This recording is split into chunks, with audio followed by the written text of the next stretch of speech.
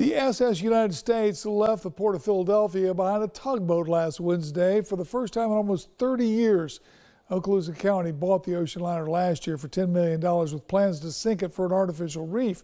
The tug and the ship are 5 days into their journey to Mobile, Alabama, where it'll be cleaned and prepped for the sinking off the coast of Destin. News 13's Grace Velez joins us live in our studios. Grace, how's the trip going so far? Tom, in its day, the SS United States set the record for the fastest Atlantic crossing during its maiden voyage. I had the chance to speak with Captain Mike Vinnick, owner of the Vinnick 6, the tugboat that's towing the SS United States. Vinnick says they're moving even faster than expected, but it hasn't been all smooth sailing. Their second day in, they did have to navigate a bit of some rough weather.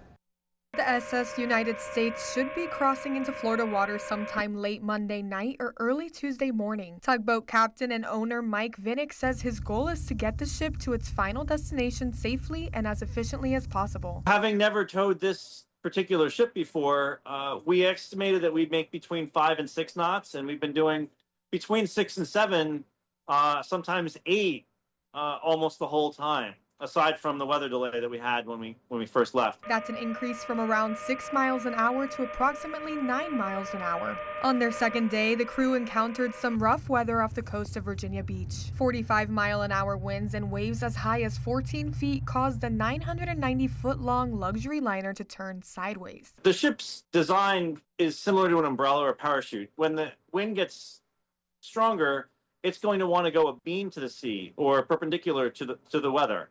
So we had a north wind, so the ship was trying to go east-west direction.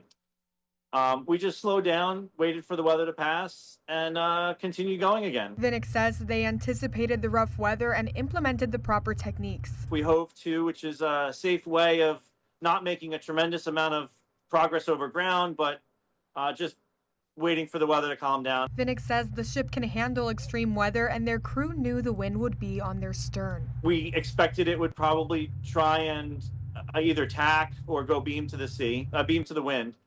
So everything was kind of planned, and we're not going to be able to make 1,800 or 2,000 miles without experiencing weather. For Vinnick, the more breathtaking experience occurred after returning the ship to its upright position. Once we got to the Gulf Stream, we had a really cool phenomenon where we got to see some extraordinary sea smoke. We don't see it very often, where the air temperature was very cold in the 30s or 40s, and the sea temperature was 80, 85. Getting the vessel to Mobile brings this project one 1,800-mile step closer to its goal of being the world's largest artificial reef. Once in Mobile, at the shipyard, is where the work will begin.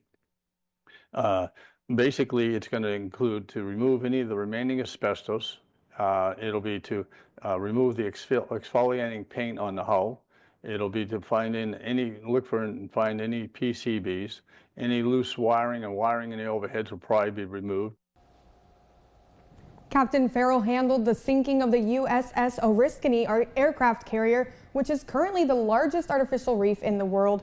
He estimated the SS United States trip to Mobile would take about 18 days, but Vinnick says if they can maintain their current speed, they might make it sometime March 5th, totaling the trip to around 14 days. Grace, does Vinnick have any concerns about this point of the trip? Tom, Vinnick says his biggest concern right now is the Gulf Stream current slowing him down. He wants to minimize the effects by going around it about 50 miles offshore. Quite a trip. We're looking forward to the rest of it, that's for sure. Grace, thanks very much. Grace Velez reporting live in our studios.